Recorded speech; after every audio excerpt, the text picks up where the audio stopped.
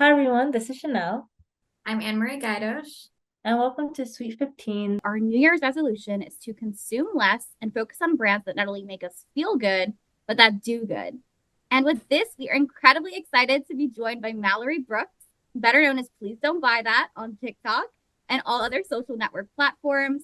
Mallory's grandmother was a professional seamstress, and Mallory herself studied textile science in school and handled apparel production for a major outdoor sporting good retailer for several years. She now uses her platform to empower and inform consumers about big brands and influencer tactics. Most recently, Mallory reviewed influencer Madeleine White's revamped clothing brand, See You Tomorrow, leading to much controversy online about the longevity and efficacy of creator brands. But she's here now to spill all the tea, so please welcome Mallory. That was amazing. Welcome. An intro of myself. That was like, wow, I will never forget that. That's like my first experience of somebody doing an introduction for me. How cool. Thank you. This is No problem. super And you exciting. see, it rhymed. I didn't even realize until I read it out loud. Right? I'm like, Dr. Amazing. Seuss out here. Incredible. Nice. All right, so you could just tell the people anything else you want them to know about you before we get right into it. Sure, yeah. Longtime lover of all things fashion. I grew up just super enchanted by the art of sewing. And again, with my grandmother doing it, I had the best teacher in the whole world and somebody who instilled that passion in me even more year after year after year. So going into college, I actually was planning to study criminal justice in Spanish.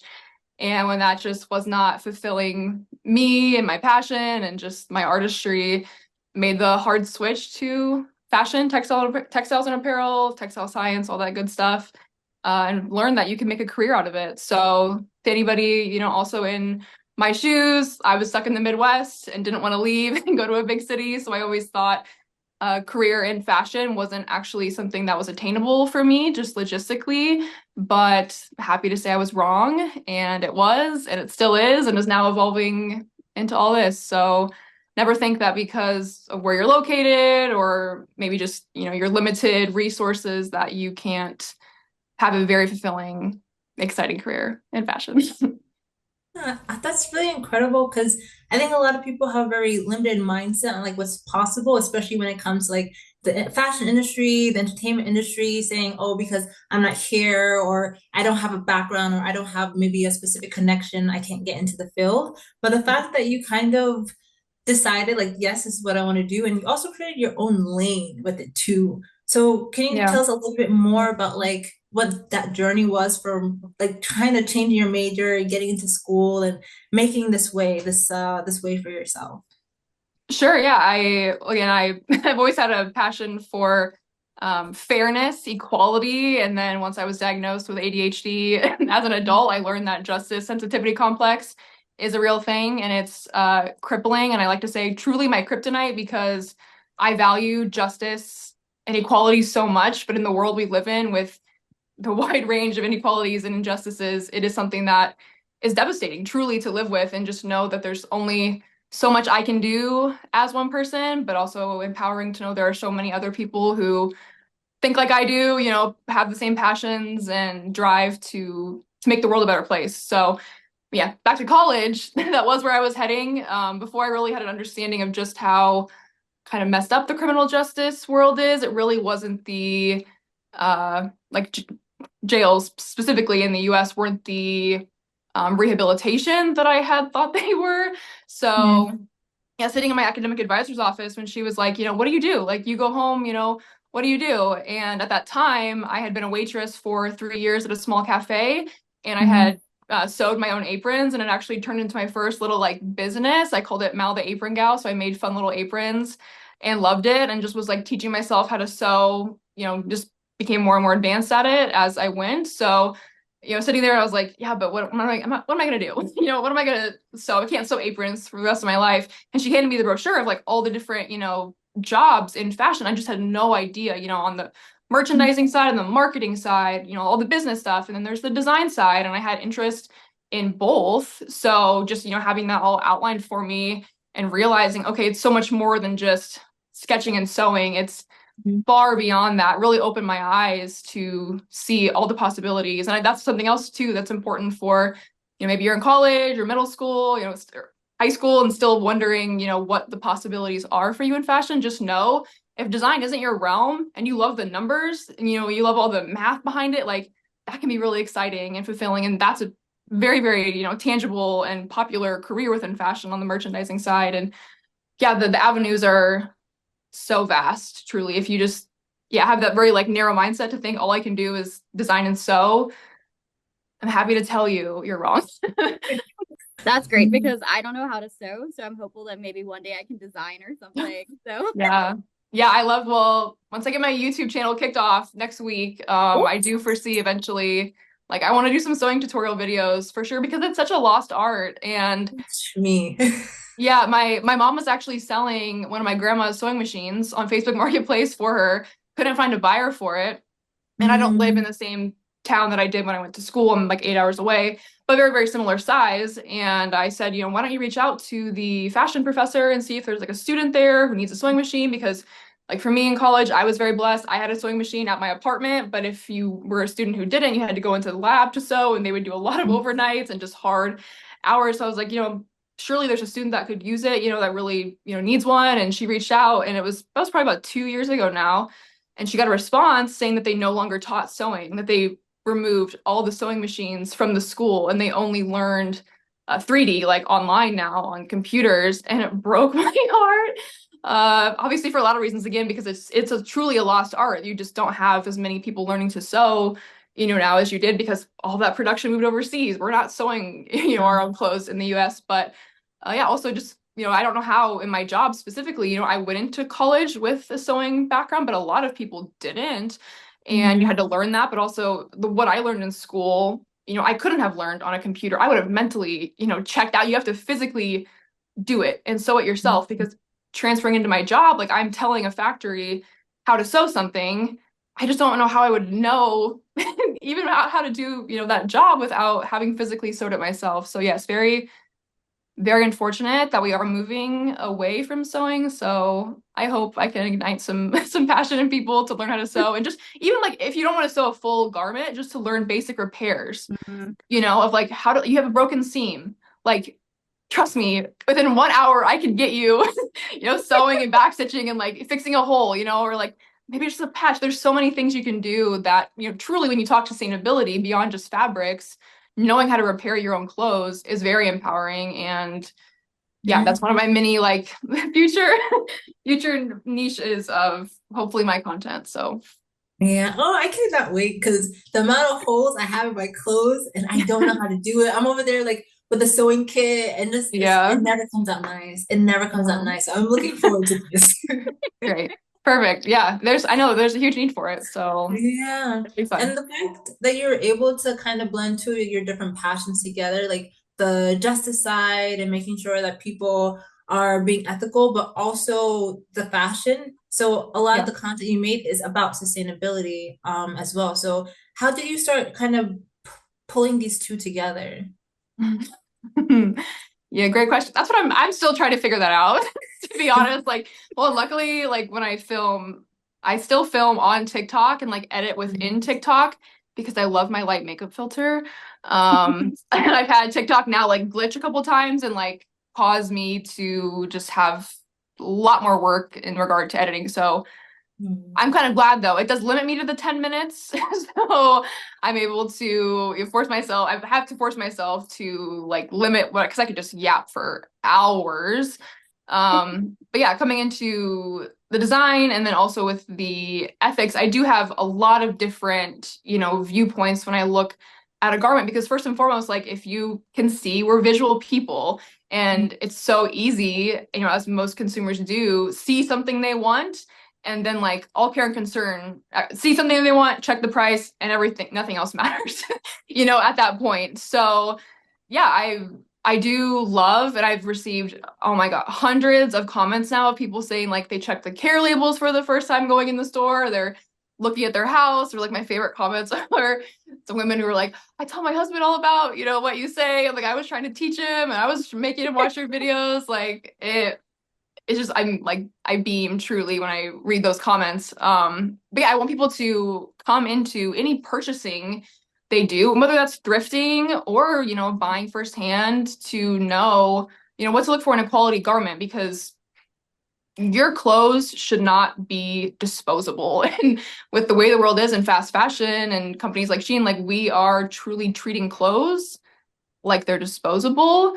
So again, coming at it from a design standpoint, I am always going to give my opinion about the construction, the styling, all of those details visually, but then it's like all that stuff that we can't see, the factory it was made in, the longevity of the garment, like all of the true sustainable aspects, I have so much passion to get people thinking about before they shop, and I think I'm saving people a lot of money. I mean, I just had my first affiliate link yesterday, so people are shopping, but otherwise, I get a lot of comments that I'm saving people money, so that's great too, obviously.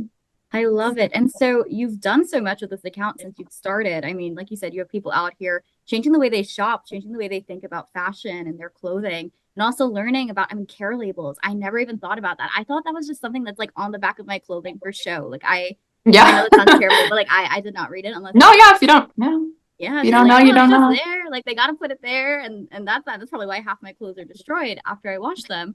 But I want to know, what was the motivation for starting your account? Like, was there something you were hoping to get out of it? Were you just interested in reviewing clothing? I mean, it's gotten so big now, but what was that initial drive for it? Yeah, so actually, I checked this morning in anticipation of this. I was like, I want to know exactly how like many, because I've had a TikTok account now for my first video I posted over 4 years ago. It was more of like my stupid like mom life stuff, and Not again with like, stupid, just different. well, just yeah, stupidly different.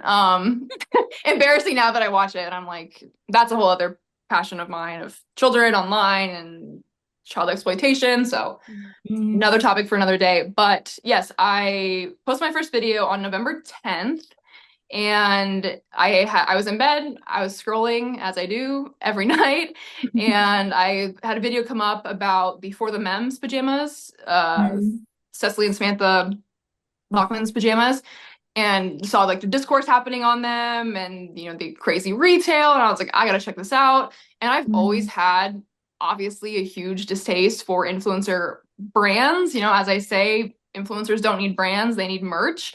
So I saw the retail, saw the fabric, and it got me up out of bed whenever it was 10:30, 11 p.m., and I went and sat at my desk to have some good lighting on my face, and I just hit record, went into like my estimation of what they actually cost, and I was like truly trying to give them the benefit of the doubt. Like I said, if they have horrible partners, they're not meeting MOQs, all these things, like max they should cost, whatever I said, $17, $18, and they had $100 retails. And yeah, I went back to it was just, I was so passionate about it and just angry. And again, this is something I've obviously felt for years. My algorithm is so curated and knows I don't engage with that type of content. So I hadn't been fed, most of it. And most of those influencers, I don't even interact with, engage with. So that one just happened to, pop up on my For You page. And I woke up, and I think probably 70 hours later, it had like maybe 500,000 views. And then I mean, just then it was like, I think now it probably sits at about 2 million views, but then it turned into a lot of comments of people asking, more questions. And then I was responding. And then that story kind of just, evolved more and more. I ended up actually buying them and trying them. And yeah, just people engaging with the content got me to talk about it more. And I realized like, oh, people do care. Again, had a TikTok for a while, never even really crossed into sharing, that part of me and that passion of mine. So yeah, just getting that truly fuel, hearing people care, I was like, yeah, I'm gonna talk about it. Absolutely. Even if I had, a tenth, the fraction of the followers I have now, I'd still do the same thing. I still have the same, I've always had this passion. It's just now seeing people also get passionate about my passion and have, the question, the concern it's just, and every day I'm more and more excited to talk about it. And so usually when you leave a negative or less than desirable review for a brand, what typically happens? Like what is that like for you? And kind of just what's the outcome of that? Yeah, so the first influencer brand that I ever like kind of got on, ranted about for a minute was Daily Drills. And they actually, there's two women that own it. One of them sent me a DM and commented on the video and was like, I'd love to send you stuff. Like, just totally ignored like all of the the negative stuff I said. And I was genuinely just like impressed with, the confidence, in her brand that she still wanted me to try it. Most influencers now, since then that I either like get the clothes and review or I have people comment and say, review this brand. And then I just pop up screenshots, on their website of like, look, I zoomed in, look at how horribly this is constructed. I'm not even going to give this a time of day, or they don't have returns. I just kind of rant about and move on. But yeah, they were the first ones to send me actual product. And it was just as disappointing in real life as it was online. But everything I do is 100% with the intent to be constructive. I never, ever come at any brand review or any brand discussion with the intention to tear down a brand or just be overtly negative. Like, if there's good construction, if there's good design, if there's, I'm going to say everything I'm thinking. And never is that 100%, never has that been 100% negative. And one of the, brands I talked about, Nudes, was also in that first, few days of my kind of rise to this account. And I ended up getting a cease and desist from them a day later. And I was sitting at my desk at work and like, my heart just sank because I was like, oh my, how devastating that like, I can just truly come at this with the intention to educate people, and I don't want people to fall, for the, influencer parasocial relationship horrible cycle we live in, and they can get away with it. And then I did some research. I consulted a lawyer. Luckily found a great one who was just willing to have an hour-long conversation with me, kind of debunked, any actual repercussion happening, and gave me the advice to just, give the legal disclaimer and state that I was sharing my opinion, nothing more, and or public information, which is what I say, and kind of protect myself from any potential legal consequences. But yeah, it just ignited that fire even more in me to, once again, tell people they should not feel bad about not wanting to buy an influencer's brand. They should not feel like they're missing out on anything. They, more than anything, should feel when they buy something, they know it is 100% a great purchase. And if I have any inclination that it's not going to be a great purchase, I want them to know that. So yeah, a lot of obviously the Madeleine White situation was its own special circumstances, but either influencers don't respond or they go pretty much to the extreme of what you've seen take place. So always a fun toss-up. But I think that's so crazy that so much intimidation and so many scare tactics are being used to prevent free speech. I mean, it's literally the basis of our country, right? Like, you're supposed to be allowed to share your opinion. I mean, this is what these platforms are for. And so from there, I mean, like, let's get into the controversy with Madeleine White and See You Tomorrow. And I'm thinking, let's just start at the beginning for anybody who hasn't been following the story. What inspired you to review the brand? Was it a similar thing where you're kind of just laying in bed, popped up on your feed, and you're like, let's give this a try? Yeah, had never heard of her or like the brand, the previous launch before. I was getting a bunch of comments tagging me in her video where she sat down and talked about, what had happened with the first launch, and then shared that she felt like now she had the right partners and, pretty much had done a 180 as far as the direction she was going with the first launch. And I watched it, and again, I had no opinion of her coming into watching that video or any history. So I listened to what she had to say, and I honestly felt, sorry for her about what had happened. And again, knowing, I didn't feel like she had no fault, of her own happened there as far as what had taken place before. And I know how those factories are and the agents that are obviously very shady and looking to make the most money possible, taking advantage of, people like her who have the money to have a brand, but not the experience, not the technical skills, not the history. So I responded to that video. I just made my own video, but also in that video again, came at it from a constructive standpoint. And she was wearing a set of the pajamas that she was about to sell, and I could see the construction was less than great. And I called it out in my video and just repeatedly said I felt sorry for her, that once again which ended up, my intuition ended up being right, that she still doesn't have the right partners in my opinion. But she took it very personally. And, in my video, again, I said over and over again, I'd love to help you. I'd love to work with you. Again, I'm like, who at that point, I think I had maybe 30,000 followers at that point, and she has across all of her platforms, like well over 10 million, so I was like, who am I to say this? But I was like, worth a shot. And again, I felt horrible for her. And I was like, if you want somebody who's truly honest, who's not in it for the money, I was extending my help to say, I will, give you my thoughts on this because I didn't want, what had happened before to happen again. I was, hoping if anything, I could, just be that person to lead her in the right direction. So yeah, made my video. She had a pretty negative response to it, commented. I think negative is kind. I think. Yeah. Well, just to describe the first comment compared to what it turned into, yeah, it was not negative. It was very negative. She said, I could have been nicer about the way I said it, and that she was wearing a sample, so that's why it wasn't, perfect. And to which I responded and said, look, I understand sometimes we have to photograph with samples, for timing. I said the pieces look really cute. I was excited to see the collection, and just again, my thoughts. At that point, I was just reviewing video. I didn't have anything tangible to go off of. And then whatever it was, 4 or 5 days later, when the brand officially launched, I was on the website very quickly. One of the things I had, posed the question of was, is this brand truly size inclusive? Like she had, made a very intentional point to state with the brand that it was going up to sizes 3X. Per her size chart, it said XXXL, which technically is not the same thing as 3X, but then on her, physical product descriptions, she had 3XL and she kept saying 3XL. And I was like, okay, she really thinks these are 3XL.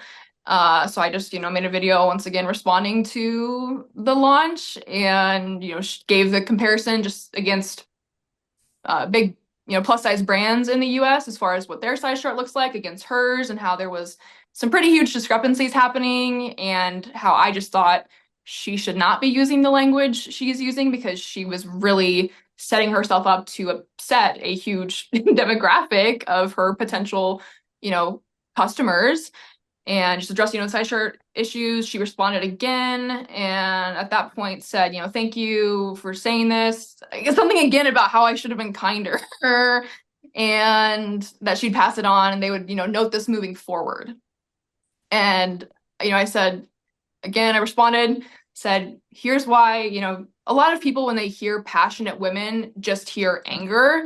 And that's a label I've had my whole life, that, my passion is just usually not well received, even though it's never directed at usually, one person. It's just like all my experience, that justice sensitivity is just coming out in, my work. And as artists, that's kind of our typical way about things. Like we don't do anything that we don't put 150% into. So, once again, I said, hey, still don't think you have the right partners. I called out some of the language on her website of how, again, what she was conveying to her customers wasn't matching, what she was saying. And I said, I think you're being, fed some of these, marketing words.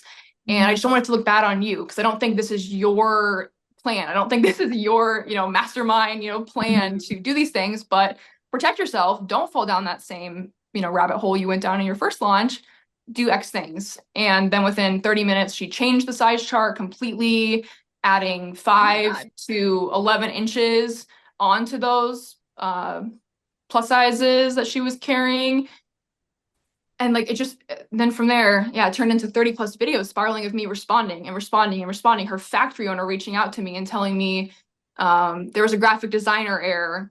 I think I pretty good and well debunked that. And then obviously got the clothes and was horrified by the construction. And at that point, I'd done probably 7, 8 brand reviews. They were averaging, anywhere between, the nudes ones were more popular, but like on average, most of them were getting between 10 and 50,000 views. Even the ones that like I was appalled by, like In My Sundays was horrible construction. And Mallory Irvin's a pretty big influencer. I thought that one would gain some more traction, nothing. So filmed the video, posted it as per usual. And I was like, yep, probably going to cap at about 40,000 views. Boy, was I wrong. And yeah, turned absolutely insane from there as far as the construction call outs, and then the care label debacle, her ultimately, in my opinion, bullying me in her comments. And then, fast forward 2 days later into her 3-part video series about me, post blocking me, doing what she did with those videos. I think all had over 5 million views each. I ended up getting, I mean, if I could, after this, go into my comments and click, the filtered comments on some of those videos. I think they sit all at like, they actually freeze up. They all sit at over 5,000 comments each that were filtered by TikTok for just the hate, harassment, bullying language detected on them. Which was just, I mean, obviously so discouraging what it turned into. And again, I still feel bad for Madeleine at the end of the day because she still doesn't have the right partners. And how unfortunate that her name and her brand has to, take the hit for that.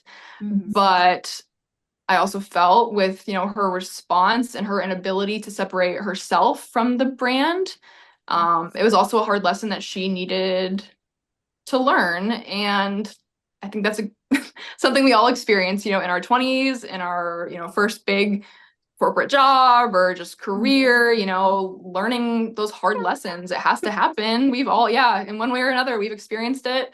I've cried at my desk 30 plus times. God, who knows? It's like it's part of the experience of life.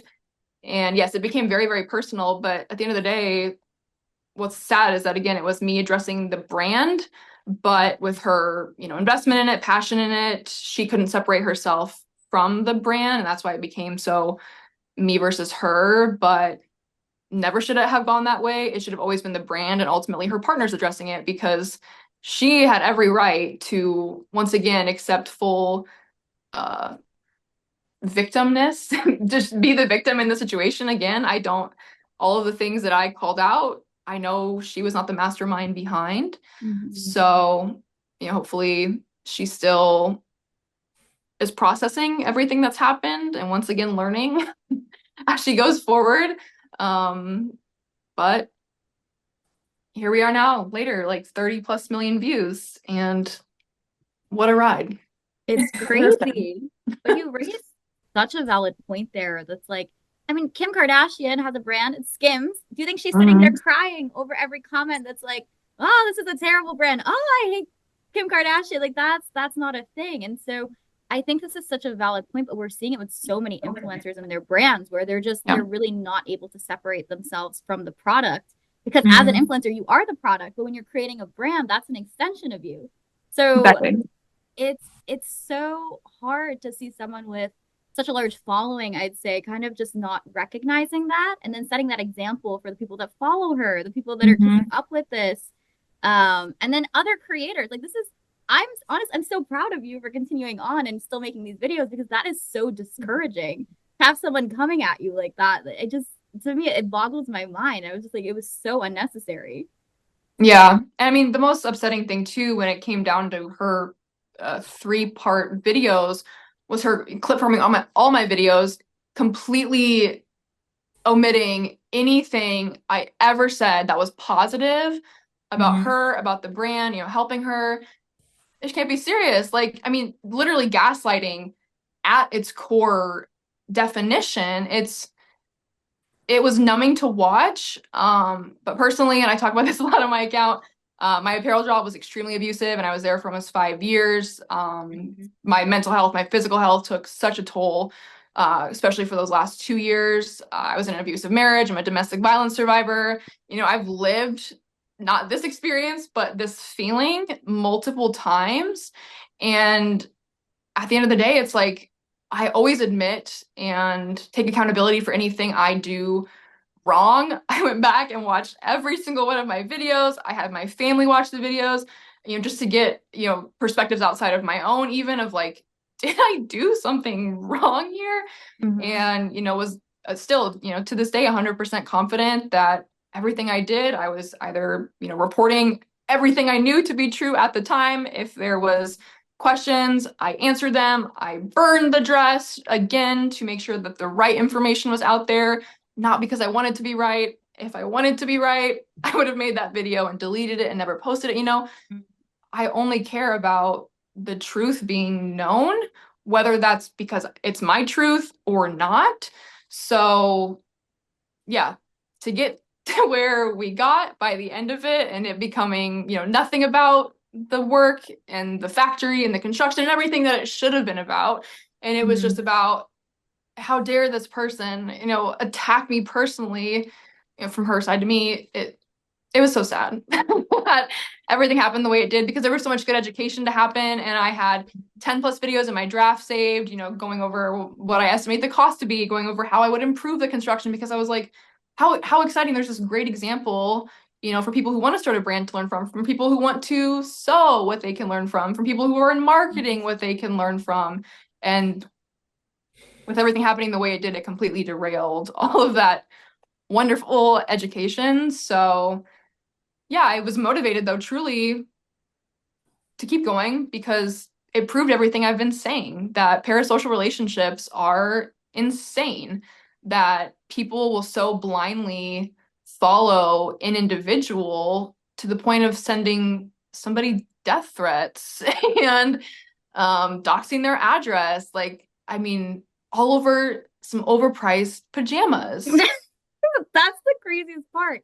I always Yeah. thought I had a parasocial relationship with like Harry Styles, but I realized I'm not that bad. Like, I don't think I would ever go through these lengths for that man. No, Uh, no. but it's truly bizarre. And so when that comes to influencers creating brands, I mean, not everyone's in Mhm. fashion. I mean, we have people in supplements. Emma Chamberlain has Chamberlain Coffee. There's so many people that have these brands that they don't, in my opinion, don't really know anything about or have the credentials to be involved with. So when it comes to Yeah. apparel, in your opinion, are influencer fashion brands here to stay? And should they be allowed to stay? Um, from all my research, no, absolutely not. But like I say, have said multiple times, influencers don't need brands. They need merch because inserting yourself into the market as a brand is a big deal. And most of these all of these influencers, all the influencer brands I've reviewed don't have the infrastructure to create a brand. Like you need to be able to have, an in-house, just in product development, you should have a designer, a technical designer, a fit technician, a product developer, a trim specialist, a material specialist, like all of those people you need on your team. And like Madeleine's a great example because she was outsourcing all of that. She was relying on all that work to happen from the owners of the factory, which creates so many problems because you need to have a checks and balances system where it's like you should partner with a factory, but you should not be, the factory should not be doing the work for you when you Mhm. don't have somebody, the team on your side to be able to check their work and, call out the corners they're cutting and all of the missteps. Like you're Yeah. setting yourself up for failure 100% because the factory's goal is to make money at the end of the day. And it's not their name on the product, it's your name on the product. So there's, even if you have the, greatest people with the most pure intentions, still they're not going to have the care and attention to detail like somebody on your team or you personally would have because you have the vested interest in your brand and they don't. So yeah, I just went through the product development people, but there's also the business side of things, right? The marketing people, the PR people, the merchandising people, the website designers. Like, if you cannot hire, not saying you need to like personally have them on your payroll, but at least outsource and have them on your team, then you don't have what it takes just logistically within the infrastructure to have a brand. So by doing merch and then having that model that makes sense where again you can have a designer maybe on your team, but that's really all you need because you have a sample that's approved, you have multiple people who have done this, multiple companies, and all of the like the technical side already taken care of for you. Then it takes all the liability off of you because it's not a brand, it's just merch. And then you don't have that your reputation tied to it like you do with a brand. So yeah, I still have yet to come across a brand, influencer brand that has all the boxes checked. Because it's almost necessarily impossible to no major brand that we know today that's been around for hundreds of years just started one day and had it all together. There's not one. They built years and years and years and years, But when these influencers just have the cash to do a brand and they realize they can buy a set of $15 pajamas and sell them for $100, Mm-hmm. they don't question it and they do it. And to the whole point of my account and this conversation, most people don't know, and they trust these influencers so much, like they are a friend, a sister, somebody that they trust as much as they trust the people in their real life. That's why it's so damaging. Yeah. Yeah, and the thing is that a lot of people aren't holding them accountable like how you are, especially when they're using these pop-up words like sustainability and environmentally friendly. Like for instance, saying something is sustainable, we're using like good materials, but then we find out that they're using nylon or like visco. So it's like how like these things are also impacting people in one way or another, and there's no Mm. one like saying anything about it or just like sweeping it underneath the rug. Yeah. So Yeah, it's unfortunate. for sure, there's no law governing you saying, I mean, virtually anything about just, buzzword wise, these are the Mhm. most sustainable jeans. Like they could be the most unsustainable jeans, and there's still nothing illegal about calling them the most sustainable jeans. Have ranted so much about comfort, about them, very specifically being careful with how they word it, but still, marketing their product for mental health as though it Mhm. provides the same benefits of what scientifically researched and proven weighted blankets do. They very, very carefully craft their marketing to not explicitly state that, and clearly in their footer of their website say, these these do not provide the benefits of XYZ. This is our opinion. But nobody's reading that. They're getting blasted with 85 TikTok targeted ads a day, which are reinforcing that idea in their head that they need this thing. And then when the day comes when you're like, okay, I need to buy a hoodie, I need to buy a pair of jeans, they're in your head and you're gonna go buy them because that's been reinforced, in you. So yes, the Mhm. marketing is really the most dangerous piece because you can do it. And there's nothing illegal about, I've seen Abercrombie do it a lot where they have this, wool coat, and you Mhm. open up the product description, it's polyester. But there's nothing illegal about them calling it a wool coat. It'd be illegal if their, you know, product description said wool and then you got the product and it said polyester, but like there's nothing illegal about them calling it a wool coat, even if it's not. No, But that's people aren't slowing down to absolutely. read that stuff. It's Mhm. infuriating. It's crazy. And in the US, we don't have the laws, around surrounding fiber traceability and ethics and sustainability that Europe does. We don't have any of that. It's all subjective, it's all voluntary. So we are taking what these brands say at face value, which is terrifying because why Mhm. shouldn't you be able to trust what a brand making millions of dollars says? How do they get away with it? Intrinsically, you just think there's no way they would be lying to me, even though they are Exactly. right to your Yeah, face.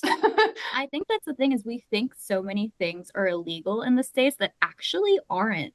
Like if No. someone's smiling at you or you see a nice advertisement from a company you know about, you're right. Like why would I think they're lying to me? Why would you lie Mhm. to me? But deep down you think about it and you're like, that doesn't make sense. Even like when I was sitting down to think about this interview, and I was like, who's regulating clothing? Like, besides Mallory out here with her account, like, who's sitting here and being like, this is not okay? Like, we cannot be selling terrible quality items for hundreds of dollars. Like, who's doing that? And I feel like it's crazy because we have people out here. I mean, there's this whole controversy with like the Walmart, I don't know if you've heard of this, the Walmart Birkin, where like Yeah. Birkin has a trademark for the design of their bag, or at least for the shape of it. Yep. And so we have trademarks and we have copyright and things like this, but there's no one out here preventing companies from selling things as a lie. Like, what is Yeah. this? This feels crazy. Yeah. Mhm. Yeah. Between that and again with, what we're putting on our body, these fabrics, like I rant a lot about viscose, right? And like how horribly toxic of a processing fiber, what was I trying to say? How horrible of a manufacturing process viscose is. We don't talk about it. And again, it's like ignorance is bliss, out of sight, out of mind. Until you're confronted with that information, we don't talk about it in the US because we don't care. Mhm. And yeah, there's nothing regulating any of it, any of the work, behind the scenes. So we have to have these conversations because I don't foresee, especially with the incoming president, we don't have, any of those laws being pushed in the near future. So it is up to us as consumers to do that research, to have that knowledge. Otherwise, yeah, all day long, we are being fed horrible products with horrible manufacturing processes and ethics, and it's no big deal.